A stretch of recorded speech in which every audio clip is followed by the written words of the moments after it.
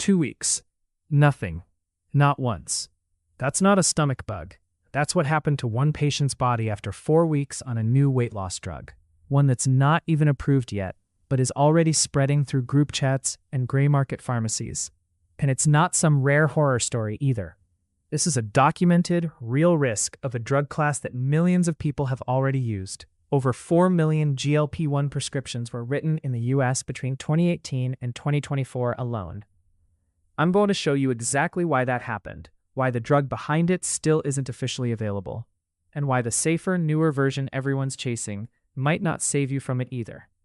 Quick note before we dive in. I'm not a doctor, and nothing here is medical advice. This is research, not a prescription. If you're on one of these drugs or considering it, talk to your provider about your specific situation. There isn't just one GLP-1 drug. There are 3 generations, and understanding the difference matters. Generation 1, the original, like semaglutide, works primarily by suppressing appetite. It's effective, but it also carries the most gastrointestinal side effects and the most noticeable muscle loss of the 3.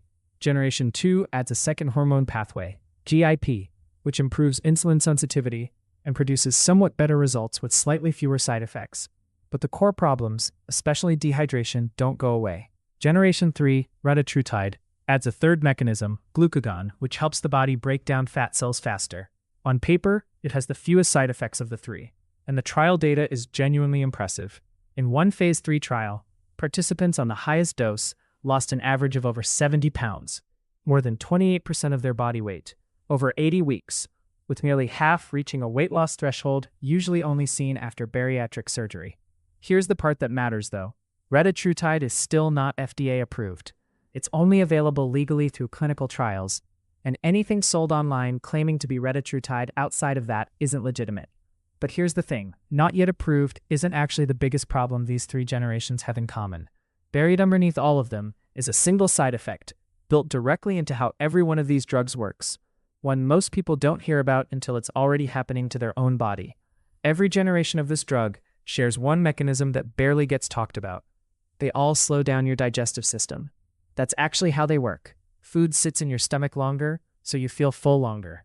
But here's the part that surprises people. These drugs don't just make you eat less. They actually turn down your thirst signal directly. GLP-1 receptors sit in the same part of your brain, the hypothalamus, that controls both hunger and thirst, so the drug suppresses your desire to drink water independent of how much you're eating. In one controlled trial, people on a GLP-1 drug drank about 490 milliliters less water per day than their baseline, a 17% drop, without any GI symptoms even being involved. So how much water are we actually talking about? Most clinical guidance for people on these drugs lands around 80 to 100 ounces a day, roughly 2.4 to 3 liters. A simple way to estimate your own number: take your body weight in pounds and drink half that number in ounces. If you weigh 180 pounds, that's about 90 ounces a day. The catch is that this isn't optional water. It's medically necessary. The FDA's own label for these drugs warns about acute kidney injury risk, and specifically states that the majority of reported cases occurred in patients who had experienced nausea, vomiting, diarrhea, or dehydration. And here's where it gets interesting. Dehydration isn't just its own isolated problem. It quietly reaches into a completely different side effect that most people think they can outrun with enough gym time. It can't be outrun quite that easily, and the reason why is stranger than you'd expect. Here's a myth worth busting directly. If I lift weights and eat enough protein, I won't lose muscle on this. The data says otherwise, partially. In the semaglutide trials, lean mass accounted for up to 40 to 45% of total weight lost. In the tirzepatide trials, it was closer to 25 to 34%. That's not a small side effect.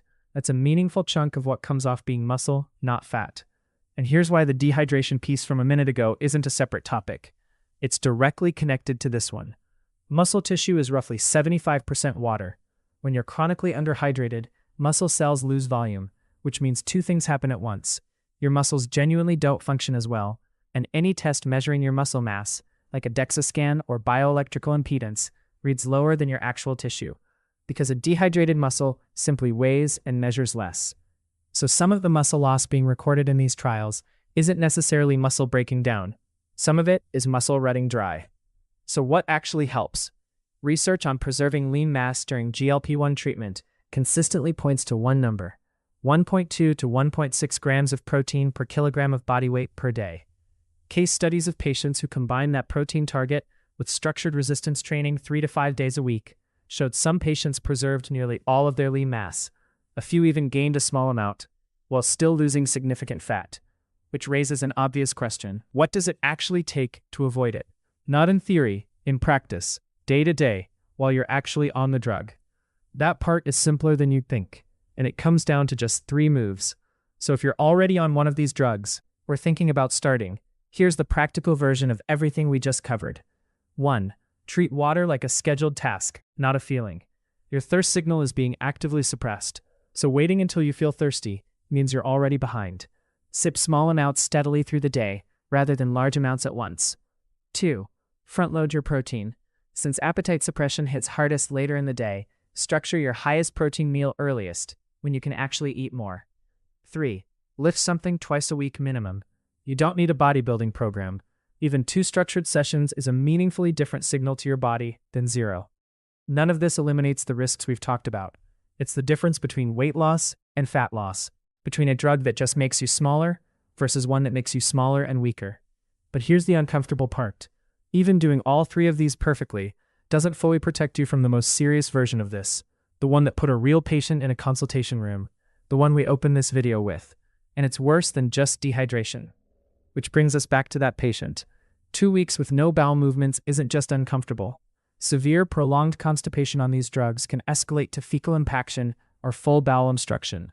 And signs like dizziness, extreme thirst, or infrequent dark urine are signals serious enough to warrant an ER visit, not a wait it out. This isn't a fringe case. Research has directly linked GLP-1 drug use to increased rates of pancreatitis, gastroparesis, and bowel obstruction. Real, published, peer-reviewed findings, not an internet scare story. So if all of this is documented, known, and serious enough to land in FDA warning labels, why do these drugs keep getting more popular, not less? The answer has almost nothing to do with the drugs themselves.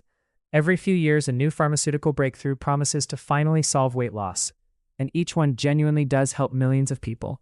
These drugs are not scams. The weight loss data is real. But there's a pattern worth noticing. We keep reaching for a more powerful pill to solve a problem that for most people started with diet, activity, and daily habits. Wanting to eat good food without much effort is human. I'm not going to pretend otherwise. But the drugs that promise to skip that step come with their own real documented costs. Not imaginary ones. Not toxins in your bloodstream. Real measurable ones. Dehydration, lean muscle loss, and, in serious cases, a gut that stops working the way it's supposed to. None of this means these drugs are the villain. For a lot of people, especially those with serious metabolic disease, they're genuinely life-changing. But newer generation, fewer side effects doesn't mean no cost. And that's worth knowing before, not after. If this gave you a clearer picture of what's actually happening here, subscribe for more of this. No fear-mongering, just what the research actually says.